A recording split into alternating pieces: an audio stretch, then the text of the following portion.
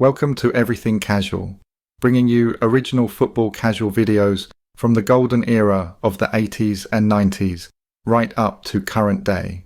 Football away day stories and historic clashes between football firms. Subscribe so you don't miss out. We upload videos every week. Today, we are looking at a battle that the media wants you to forget about.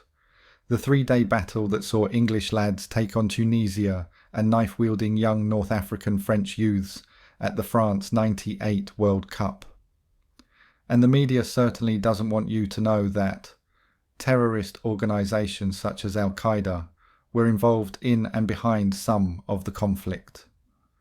They don't want you to know that al-Qaeda and Algeria's armed Islamic group GIA planned to have a suicide bomber positioned near England's goalkeeper, David Seaman, to detonate as a signal, and also planned for a second attacker to throw grenades at the England bench, targeting players like Beckham and Michael Owen. And a third gunman was assigned to shoot high-profile players, such as Alan Shearer. Grenades would also be thrown into spectator stands to maximise civilian casualties. But it wasn't just us that the terrorists were targeting. A coordinated attack on the USA team was also planned. A separate cell was to storm the US national team's Paris hotel, striking spectators and players during their game against Germany. But it doesn't end there. There was also plans for hijacking an aircraft for nuclear meltdown. Another team planned to hijack a plane destined to crash into the Civaux nuclear power plant near Poitiers in France, intended to spark massive contamination and meltdown. Thank God these plans were foiled. It's not often I will praise the old Bill and intelligence services.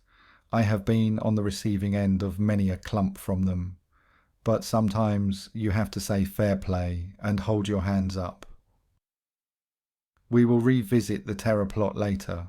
First, let's get straight into the France '98 World Cup and all the battles and hostility that English lads faced over there. Here we go. During the 1998 FIFA World Cup in France, violence erupted in Marseille before and after England's match against Tunisia. The clashes involved English fans, local residents, and Tunisian supporters, resulting in injuries and arrests. English fans, known for hooligan tendencies, engaged in fights with both locals and Tunisian supporters. The violence lasted for 3 days and involved bottle throwing, flag burning, tear gas, and baton charges. Over 100 England fans were arrested, and more than 30 people were hospitalised due to the fighting. The events in Marseille were widely condemned as a total disgrace and contributed to a negative perception of English football fans. After the World Cup qualifying failure in the year 1993, the game with Tunisia in Marseille was England's first in the tournament since their excruciating defeat to West Germany in Turin 8 years earlier.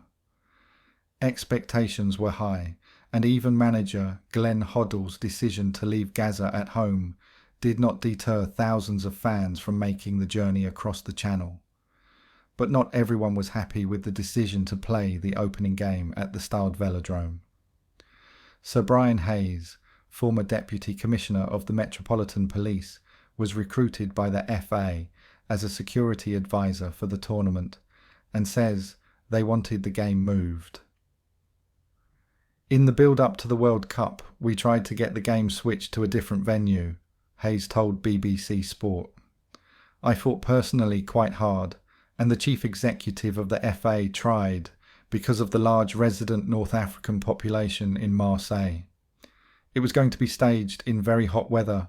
There was obviously going to be a lot of drinking by the British fans, and the whole climate was wrong. The venue was wrong. We tried to get them to switch the matches around so that the Tunisia game could be played in Lens, for example, but they couldn't or wouldn't bow to that at all. The recipe was there. From a security point of view, for a disaster. And that's what we got. England fans had to wait 5 days after the start of the tournament to see their side in action, the Tunisia game scheduled for a Monday lunchtime kickoff. As millions back home booked time off work to watch, thousands poured into the Mediterranean port over the weekend. After some isolated trouble on the Saturday night, Sunday saw 400 England followers involved in pitched battles with Tunisian fans, local youths and police during 7 hours of violence, which left at least 32 people injured. Police fired tear gas to break up groups of several hundred England and Tunisia supporters. There was a constant hail of bottles and missiles, and as fans retreated, they destroyed shops and premises. 2 Britons required operations for serious injuries, one for a slashed throat and the other for a knife wound to the stomach. There were nearly 50 arrests. Hayes' prophecy had come to pass. England fan Tim Rolls said, "We realised Marseille could be a flashpoint and best avoided in terms of staying there. Our mood the night before the game was not helped by images on French TV of England supporters fighting with police and locals in Marseille, and worse, setting fire to a Tunisian flag. You didn't need to be a diplomatic genius to realise this was going to crank up the tension a few notches." BBC commentator Jonathan Pearce. There was some trepidation about the fans. Bad fighting had broken out in what is always a spiky city on the eve of the game. There was talk that England would be thrown out of the World Cup if there was a repeat. I was worried because I had family there who had tickets. I remember the relief when I met them outside the stadium and they were okay. Hayes. The English fans didn't start it. Some of the African population started lobbing cans of beer at England fans, and even if England fans don't start a fight, they are up for one. I had seen occasions where England fans started trouble, but in Marseille I can say they didn't from what I saw. They were heavily provoked. It was not a good experience. BBC news correspondent Robert Hall. I remember the Sunday very clearly. We jumped out of the van as we arrived in Marseille and saw the trouble down by the harbour and ran off towards it. There was tear gas in the air. It was very hot. There were a lot of young North African guys, locals, who came into town to join in with any trouble. It was full on, French police in full riot gear with tear gas charging the fans. I'm always careful to use the word fans, as it was the usual hardcore group of people you always find in any sort of trouble like that. We stayed at a reasonably safe distance. England fan Matt Stewart. We were aware that there could be trouble due to the reputation of England fans at the time, so we decided to stay in Avignon. The night before the game, there were hundreds of fans in Avignon, but the atmosphere was good. Around 11 p.m, a huge football match broke out in the main square. It was about 80 a side. There were locals and England fans on both sides. The UK's Home Secretary of the time, Jack Straw, backed the actions of the French police, saying there were no excuses for hooliganism. "I don't want to hear any kind of examination of whether these people had bad childhoods," he said at the time. "I've seen football hooligans myself. They always have a huge amount of money, get completely drunk and then commit this kind of act, and then offer excuses. We have to try to get a grip of it." Prime Minister Blair said the fighting external was a total disgrace. He added, "It may be a small number of fans. There may be other fans that have been involved, but that is no excuse. There aren't any excuses for it. We have to put a stop to it. These people have the absolute condemnation of everyone in the country." Thankfully, unlike during the England versus Russia game in the year 2016, there was no trouble inside the velodrome itself, but scuffles were ignited down on the beach fan zone, following Alan Shearer's opening goal in a relatively comfortable 2-0 win. During the BBC coverage of the game, FA Chief Executive Graham Kelly, hit out at the 400 drunken English people who have come here and caused immense inconvenience and distress. We have made progress, but as long as people are allowed to leave the country and have the inclination to sit in bars and drink for 24 hours, there is something in the mentality of the English that they are going to cause trouble, he said. Their behaviour sickened everyone connected with the England team and all the genuine supporters. It really is terrible. They are not fit to be allowed here. It was frightening, to be honest with you. The only silver lining is that it showed this must be nipped in the bud. At the time, Kevin Miles of the Football Supporters Association said England fans were caught up in tension, external between locals and French riot police. What happened was a war on the streets of Marseille between the local Arab population and the police for their own reasons about French politics, not English football, he said. English fans have been caught in the middle of that with no protection from the police. Knowing demand would exceed supply, it was agreed to stage a proto-fan zone before fan zones were yet really a thing, and this was where most of the innocent day trippers were hurt as they made their way to and from the screening of the game in the unfamiliar sunshine. The violence in the city itself was far more of a consensual affair on the Monday, and if you were able to persuade a hotel to take you in, that was the safest place to sit it out. The scene at the port's front became more akin to a film set, with TV lighting paraphernalia up in one corner and extras virtually bussed in direct from Luton, in the days when budget airlines were also a relatively new phenomenon. That was another thing we advised against, having a big screen on the beach. It was relatively peaceful until England scored, and then it kicked off again. England fans were being provoked all the time. There certainly was an air of bristling tension hanging over the city. My family came in by train and were quite frightened by all the reports. There had been bad clashes in the build-up to the game. Marseille could then be, as it is now, quite intimidating. I remember seeing groups hanging around on street corners waiting for something to happen, but inside the ground it was fine. The interesting conflict was between England's genuine belief and mine that they could win the World Cup against the real fear that they could get thrown out of the competition for crowd trouble. The Stade Velodrome is different these days. Then it had a huge bank behind the right-hand goal. The England fans had turned the whole place into Wembley. There were flags and banners everywhere. No trouble inside the ground, just a wonderful atmosphere. 60,000 fans. It still makes me tingle to think about it. I remember being amazed at the sheer numbers who'd travelled, about 40,000 England fans in a 60,000 stadium. We met some really good people, and fans were obviously aware there had been problems, but most of the people we spoke to were fairly determined to keep out of it.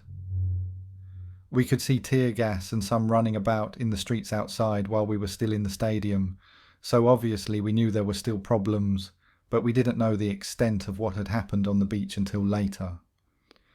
Most of the conversations we had were with fans who were annoyed that some fans had obviously been involved in trouble, and that this would take the focus away from the great support we had. The point is that plenty of fans managed to stay out of trouble despite the very real issues there were.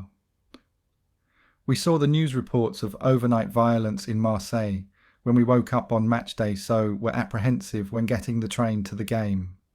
On arrival, we saw lots of English supporters with cuts, bruises and bandages.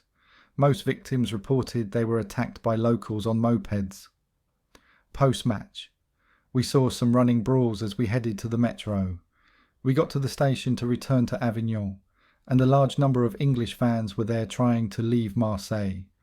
Some on our train stated they had nowhere to stay, but a park bench was better than risking further attacks in Marseille. England fan Jeremy Lockley said this: We were staying in an apartment about an hour from Marseille. We had heard about the trouble, and a few of us considered not going to the game. On the morning of the game, we decided quite late that we would go, but that we would travel in by car. As we tried to enter the ground, we were refused as it was after kick-off, but eventually we were let in by 2 policemen who agreed with our point. It was better for us to be in the ground than out. We ended up in the Tunisia end, but inside the ground there was no trouble at all. The Tunisia fans were very friendly and the atmosphere was very relaxed. We celebrated the Paul Scholes goal forgetting where we were, and although we had some funny looks, there was no trouble. England's second group game against Romania in Toulouse was also marred by trouble. 1 fan was stabbed, but not on the scale of Marseille. In the 20 years since then, England fans have been caught up in trouble again, but Hayes believes the Tunisia game was a turning point in how travelling fans are policed. All the ingredients were there for the pressure cooker of Marseille to boil over. On one side, you had the England fans with hooligan tendencies, tanked up and over-ripened by the hot sun, wanting to make some sort of impression on the tournament. On the other side, you had thousands of local North Africans supporting Tunisia and ready to take out their grievances following years of abuse from the local establishment. In the middle were the ranks of nervous, hyped-up police, prepared and eager for confrontation. On Prado Beach, bottles were thrown from a temporary stand housing mainly Tunisia fans onto the celebrating and, among some elements, provocative England supporters below. People began to scatter along the beach. Police arrived, indiscriminately spraying tear gas. The scariest part of the day, however, came after the match, on the walk from the beach to the metro station, when local youths came out of the estates, lining the street to pelt us with stones and rocks, which necessitated hiding behind bins around the back of a block of flats until things had calmed down. A day that had began with England's enduring social problem in the spotlight ended with some of France's being experienced first-hand. This is an article from the Washington Post. Football hooliganism isn't a thing in the USA and never has been. It's new to them, and they were left shocked. This is what their article said. More than 100 English fans were arrested in running street battles through the Old Port. 1 English fan was hospitalised in serious condition after an attacker slashed an artery in his neck. "It will get worse, whatever happens," said Gary Lazarus, a London printer who came for a tranquil soccer match. "If England loses, people will want revenge. If Tunisia loses, they'll come after us." Police with helmets and shields used tear gas to disperse the chanting mobs that showered them with bottles and beer cans. It was the wild scene of hooliganism France hoped to prevent during the 5-week World Cup. Pro-Tunisian fans attacked small groups of English fans or smashed shop windows. About 100 singing and chanting Englishmen, many drunk and shirtless, stood outside an Irish pub along one side of the Old Port, littered with an overturned car, broken glass and scattered cafe chairs. Authorities cancelled a free evening concert in the Old Port, and restaurants closed early. Rubbing his eyes from tear gas, George Fenwick insisted he wasn't violent. "But since the afternoon, the Tunisians were provoking us, insulting us and making obscene gestures," he said. French television showed English fans burning a Tunisian flag. This is a witness account from an English football fan that was actually there. When Shearer scored, all hell broke loose. A couple of bottles were thrown from the temporary stand occupied by Tunisian fans.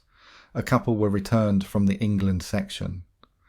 The locals and a few English fans charged and countercharged each other before the CRS arrived and cleared all the England fans away. Most of the English retreated to nearby bars to watch the second half of the match in relative peace.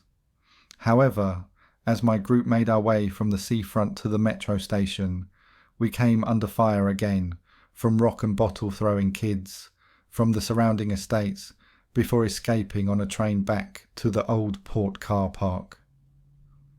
My overriding impression of the carnage was that England's travelling support, so used to people being afraid of them wherever they go, suddenly found themselves seriously out of their depth when confronted with some heavy-duty urban strife.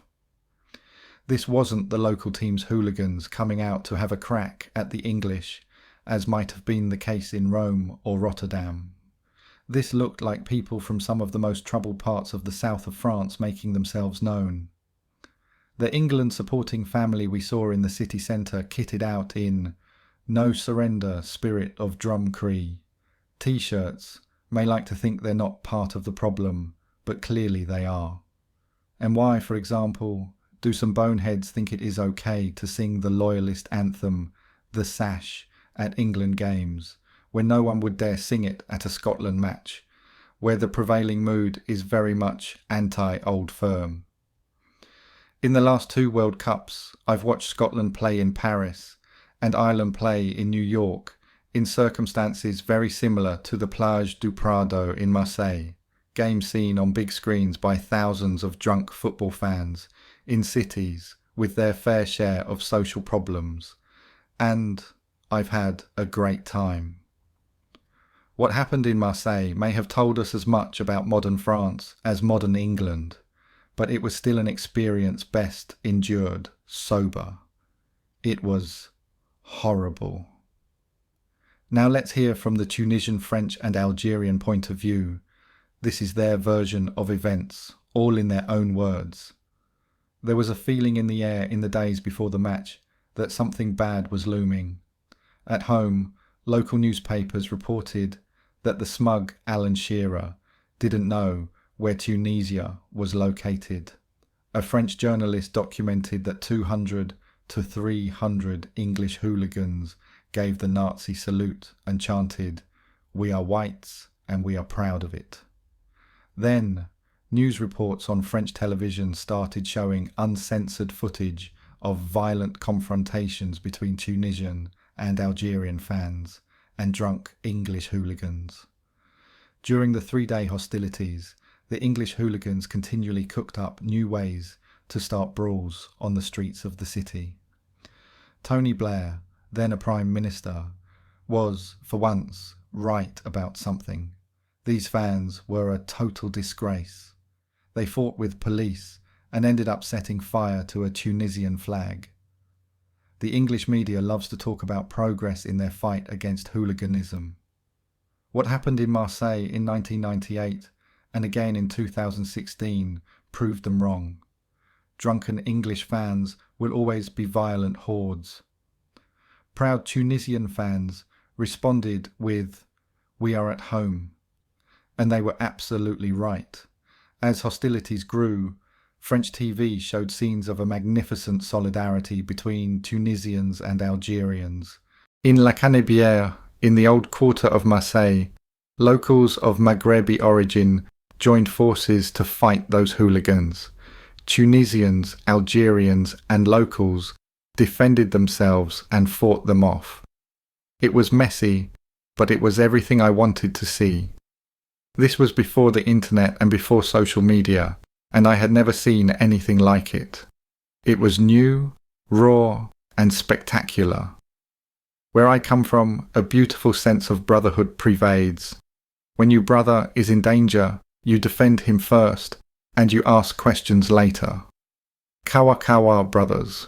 Brothers is what Algerians always say when they talk about Tunisians. So from now on, however England play, we support the other team. In my videos, I like to get accounts of real football lads that are, or have, been involved in FV, proper lads. So far we have listened to scarfers, we have listened to media reports, and we have listened to the point of view from the Tunisians and Algerians. Now let's listen to real football lads that was there and was amongst the fighting. Let's find out what really happened. The first game was against Tunisia in Marseille, and while on paper it seemed to be a good opener, on and off the pitch, many overlooked the fact that the French city housed hundreds of Arabs. While the hatred between the English and the Arabs was nowhere near as fierce as that between them and the Turks, it was still a bad mix. The local immigrants do not take kindly to having their daily routine spoiled by hundreds of marauding, drunken football hooligans, but even the most clued-up experts and most seasoned England travellers could not have expected the level of violence that erupted in the days leading up to the match. This is what Gary, a Manchester United lad, had to say. He was the one that got his throat slashed, by the way. These are his own words. In Marseille, I got my throat slashed by a local Arab. It happened on the Sunday night, the day before England's first game against Tunisia. The riots that day and night were bad. Some say the worst they have ever seen whilst on England duty, and unfortunately me and my mates got caught up in them. I had seen an advert in the Lancashire Evening Telegraph advertising a coach trip to Marseille for England's first game, so me, my brother Ray and a few mates booked on this coach, which picked up other proper football lads from Preston, Blackburn and Wigan, setting off early on Saturday, and it arrived in Marseille on Sunday morning. We booked into a hotel facing the main station, and on arrival, we saw that hundreds of England fans were already in town. 4 of us had a stroll around the harbour, and there was a large police presence, as it had kicked off with the Tunisians the night before. In the afternoon, we had settled in a small bar when it kicked off, big time, with the England fans and the Tunisians again. The barman pulled the shutters down and we had a lock-in for the next 4 hours, which suited us fine. We wanted a good booze up. We were oblivious to all the mayhem going on outside. We were about 20-handed in this bar, and at 10 p.m. we set off back to our hotel but decided on taking the back streets to avoid the rioting. There was now only 4 of us, and as we were walking down this hill I heard a lad, an English lad, shouting at us from this balcony high up to watch ourselves, as there was an Arab roaming about brandishing a bottle. He was a bit late with his warning, as in no time I was assaulted by this Arab, who punched me in the neck. To tell you the truth, it didn't even hurt, and we chased him down the hill. As we were running after him, blood was bouncing off the walls and into my eyes. I then realised that my neck was spurting blood, and soon knew that it was serious. I have first aid experience, so I lay down and got my brother to put pressure on the gaping wound. Back on the streets, my mate was snapping and drop-kicked a French lad off his motorbike. He went flying off, but came back and waded in, smashing him over the head with his crash helmet, leaving him with a fractured skull. There was still fights breaking out all around the streets, and one England fan saw the state of me and shouted to his mates, "This one is dying." That is the last thing you want to hear, so I told him politely to F off. I felt a bit dizzy, but I certainly didn't feel like I was dying. But in hindsight, I probably would have if the ambulance hadn't have arrived so quickly. The ambulance put me and my mate with the fractured skull in together and carted us off. When my mates got back to the hotel, the local youths tried to storm in there. All the England fans, the hotel staff, our tour operator and cleaners fought them off, and after a while, the old Bill arrived and restored order. I had an emergency operation and stitches in the neck wound, and I released myself the next day and went to the game against Tunisia. This is what one of the Chelsea faces had to say about the riots and battles. 4 of us were due to drive through France on the Saturday, in preparation for the game on Monday. The game was being held in Marseille, famous for its gangsters and huge North African immigrant population. We just knew that these Arabs would be up for it.